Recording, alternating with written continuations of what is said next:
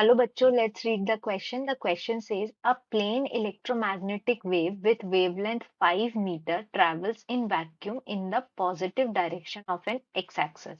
The electric field of amplitude 215 volt per meter oscillates parallel to the y-axis.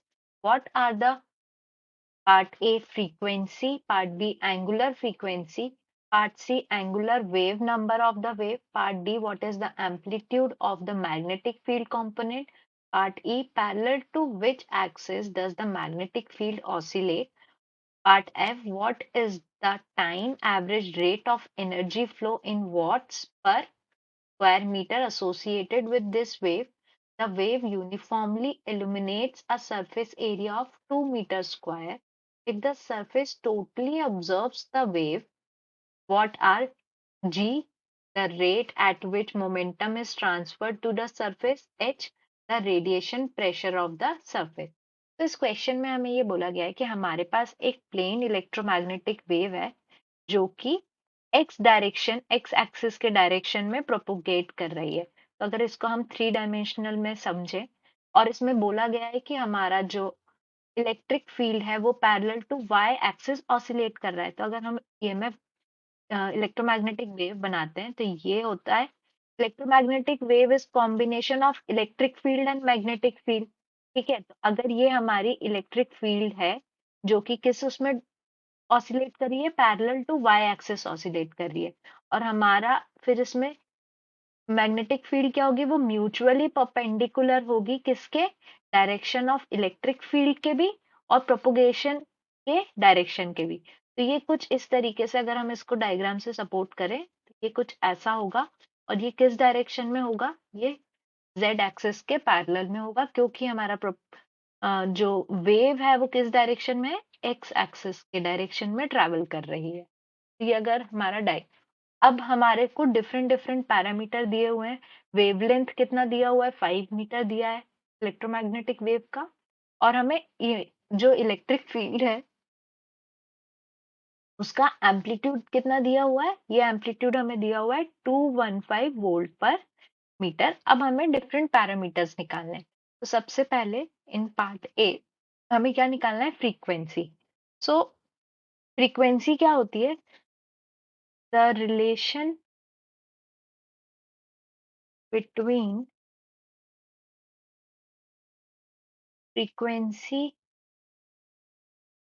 f and wavelength is given by wavelength क्या, lambda, c is equals to f lambda। यहाँ पे c क्या है, c is speed of wave। Speed of wave हमारी electromagnetic wave की constant होती है 3 into 10⁸ metre पर सेकेंड। तो इससे हमारा फ्रीक्वेंसी निकल जाएगा, c is equals to F lambda. इससे हम f क्या लिख सकते हैं, f is c upon lambda.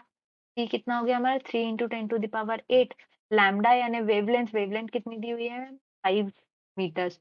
ये स्पीड होगी मीटर पर सेकेंड में, तो इससे फ्रीक्वेंसी निकल जाएगी हमारी। तो हमारी फ्रीक्वेंसी कितनी आ गई, 0.6 इंटू 10⁸ पर सेकेंड। ठीक है, तो ये आ गई हमारी फ्रीक्वेंसी पर सेकेंड यानी कि हर्ट्ज में। 0.6 इंटू 10⁸ हर्ट्ज, ये आ गई हमारी फ्रीक्वेंसी। ये हो गया हमारा पार्ट ए का आंसर। अब पार्ट बी में क्या पूछा गया है, इन part B we have to calculate angular frequency. Angular frequency क्या होता है, एंगुलर फ्रीक्वेंसी को हम डिनोट करते हैं ओमेगा से। Omega is equals to 2 pi F. तो अगर इसमें हम वैल्यू पुट करते हैं 2 पाई इंटू 0.6 इंटू 10⁸, तो इसकी वैल्यू कितनी आएगी, 3.769 इंटू 10⁸, और ये किस में रहेगा, ये रेडियन पर सेकेंड में रहेगा।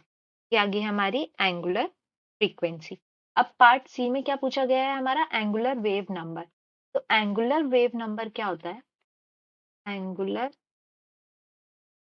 वेव नंबर, इसको हम डिनोट कैसे करते हैं, के से, and K is equals to 2 pi by lambda. तो 2 पाई डिवाइडेड बाय लैम्डा यानी वेवलेंथ हमको कितनी दी हुई है, 5 दी हुई है। तो इसको अगर हम सॉल्व करें, ये हमारा आ जाएगा 1.256, और ये इसकी यूनिट क्या रहेगी हमारी, रेडियन पर मीटर, रेडियन पर मीटर। अब हमें पार्ट डी में क्या बोला गया है, इन part D we have to calculate amplitude of magnetic field.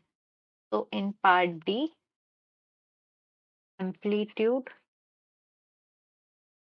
Of magnetic field, magnetic field को हम कैसे डिनोट करते हैं, बी। तो मैग्नीट्यूड ऑफ मैग्नेटिक फील्ड को हम bm is equals to em divided by c। क्यों, क्योंकि हमारा जो c होता है, c is speed of light या स्पीड ऑफ वेव, ये कांस्टेंट होती है स्पीड ऑफ वेव। ये क्या होता है, em divided bye bm, magnitude of electric field divided by magnitude of magnetic field.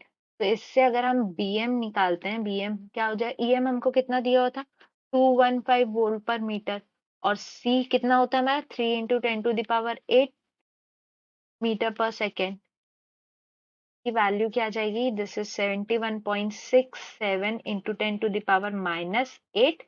और इसका मैग्नेट ये हो जाएगा टेस्ला, इसकी यूनिट कितनी हो जाएगी, टेस्ला हो जाएगी।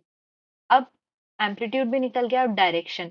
तो डायरेक्शन अभी मैंने आपको डायग्राम से एक्सप्लेन किया था कि हमारी जो मैग्नेटिक फील्ड होगी वो म्यूचुअली परपेंडिकुलर होती है direction oscillation of electric field के और प्रोपोगेशन के। क्योंकि हम इसको कैसे डिफाइन करते हैं, ई क्रॉस बी से डिफाइन करते हैं। तो हमारी जो मैग्नेटिक फील्ड है वो क्या करेगी, किस डायरेक्शन में ऑसिलेट करेगी, जेड एक्सिस के डायरेक्शन में ऑसिलेट करेगी।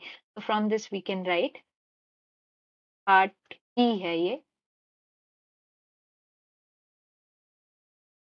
P must be in Z direction when E is in positive Y direction and propagation is in X direction in order to give E cross B। हमारा answer क्या हो गया, Z direction. तो हमारा B किस direction में move करेगा, Z direction.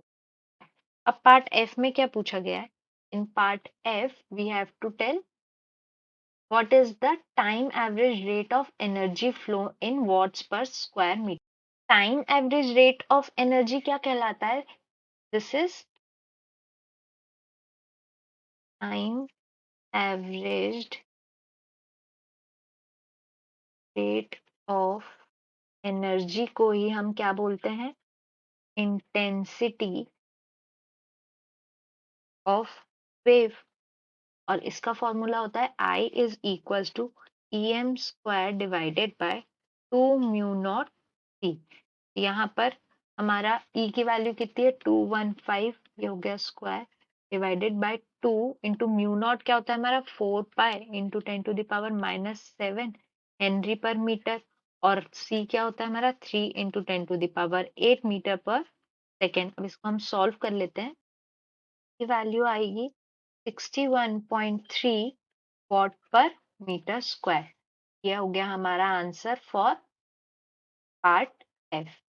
अब पार्ट जी में क्या पूछा गया है, इन part G we have to tell कि अगर wave surface area 2 metre square को प्रॉपरली एल्यूमिनेट करती है तो rate at which momentum is transfer to the surface. और ये कहा गया है कि हमारा जो वेव है वो टोटली एब्जॉर्ब हो रहा है, तो किस मोमेंटम पे हमारी जो एनर्जी है वो ट्रांसफर हो रही है सरफेस को। इसको कैलकुलेट करेंगे हम, since the surface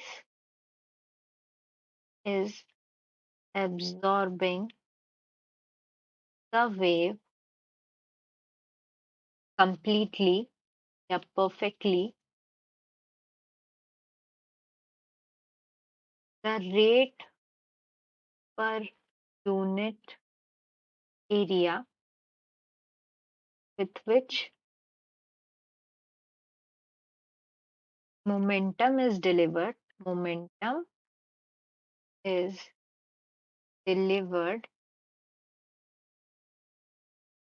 to it is I by C।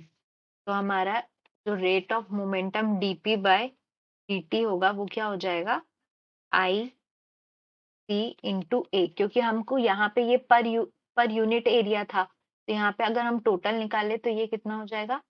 और हमने इंटेंसिटी अभी कैलकुलेट करी थी, इंटेंसिटी हमारी कितनी आ रही थी, 61.7। इंटेंसिटी कितना था, 61.3। This is 61.3 divide by 3 into 10⁸ सी की वैल्यू हो गई। और हमारा एरिया कितना दिया हुआ है, 2 मीटर स्क्वायर। तो इसको अगर हम सॉल्व करते हैं तो इसकी वैल्यू आ जाएगी हमारे पास 40.87 इंटू 10⁻⁻8। ये हो गया हमारा आंसर। और इसकी वैल्यू क्या हो जाएगी हमारे पास, इस इन न्यूटन्स। ठीक है, अब हमें लास्ट में क्या बोला है, रेडिएशन प्रेशर। तो पार्ट हमारा ये हो जाएगा H, radiation pressure. Radiation pressure का फॉर्मूला क्या होता है, रेडिएशन प्रेशर हम डिफाइन करते हैं, PR is equals to dp by dt divided by area.